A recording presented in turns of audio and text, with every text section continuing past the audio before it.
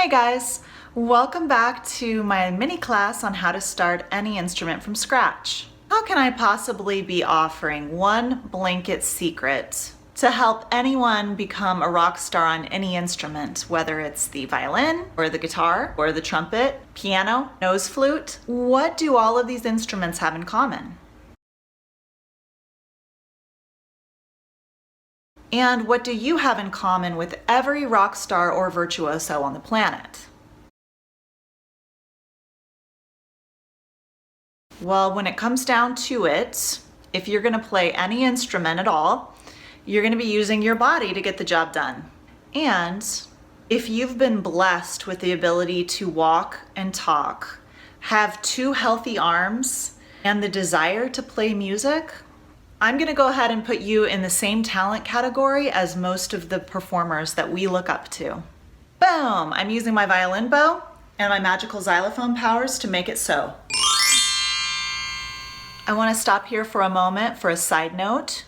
I don't want to ignore that some people are born with physical limitations or have injuries or illnesses that may interfere with becoming a great musician. It's true that because of this, some people do have to change instruments or participate with music in a different way. Here's a 10-second slideshow of some people in this category who have overcome it anyway.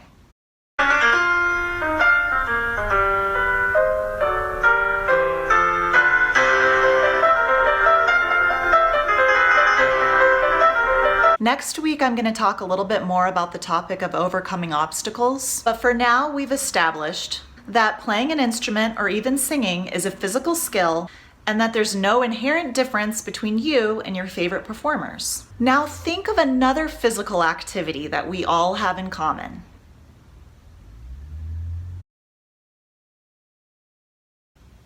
That's right. Attempting to open a bag of potato chips and experiencing an epic fail.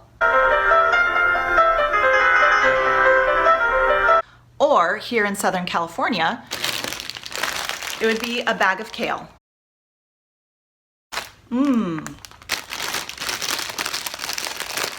What kind of glue do they use on these things? So I apply the extra pressure needed to open.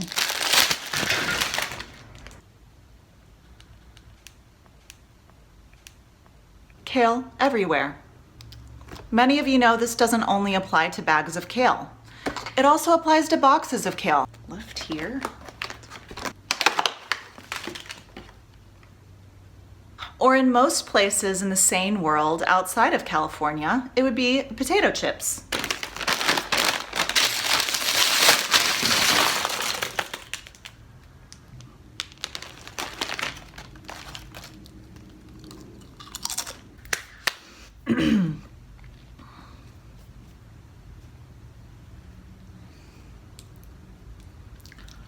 I have potato chip grease on my shirt for the rest of this demo. So anyway, you know the drill. Bag rips in half, your food goes everywhere. You don't want your musical performance to be the equivalent of this scene.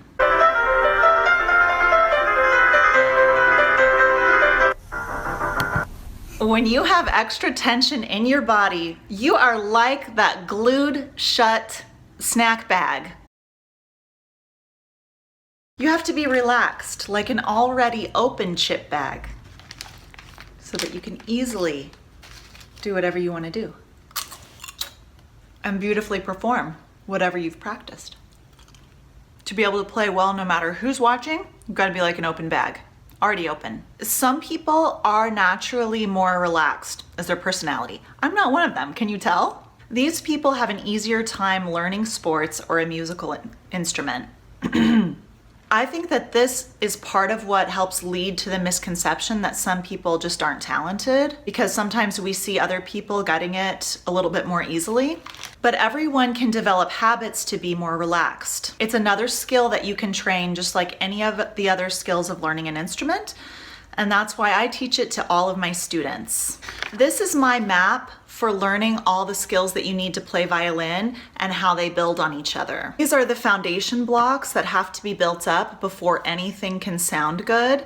And everything from here down doesn't even involve making a sound on the violin yet. Almost half of these blocks down here with the bass skills use the word relaxed. So let's take a quick look at that word. The word relaxed, what sort of images does it bring to mind?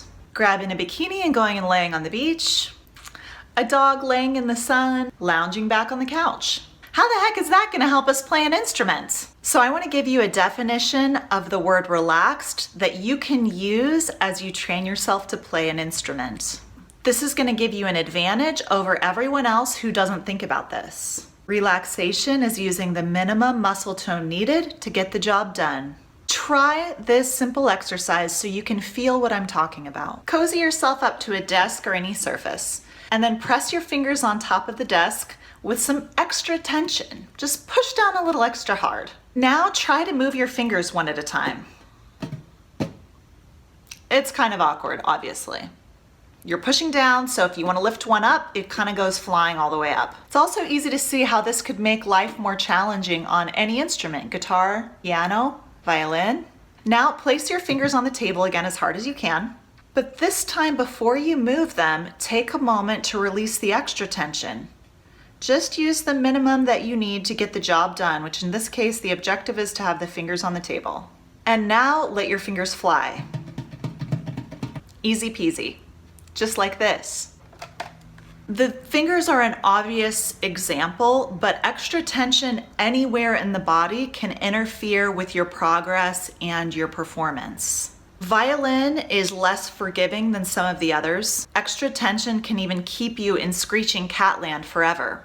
This is why a lot of people complain that they're able to sound great at home, but then they can't perform in front of other people. There are lots of ways to study and train in relaxation. You can work with a music teacher who includes relaxation-based exercises into the program. You can study a martial art like Tai Chi, the Alexander technique, and even daily meditation. But the best way to master this is to start noticing extraneous tension in your daily activities, like driving, working at the computer, or even just when you sit and stand. When you notice that extra tension creeping in, just think to yourself, I have time, and then use that next moment to release the tension,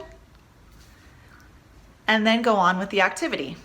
This simple practice will train you to notice more, which will help you a ton on your musical journey. And you may even find that it makes mundane daily activities less painful or more enjoyable. So it's a win-win. In lesson 2 last Wednesday, you chose a performance icon and found a video of their performance. If you didn't get that email or see that blog post, get your butt over to the Hot Violinist blog and catch up on your Wednesday assignments. I'm putting the link in the description below the video. And sign up for the email list while you're there so that you don't miss any cool stuff anymore. Today, I want you to watch that video again, but this time, move the little volume slider over to the left until the sounds are off and you can just observe the performer's body language. I bet you that person looks loose. So hang tight because Monday I'm gonna share some more specific tools to help you guys practice this stuff.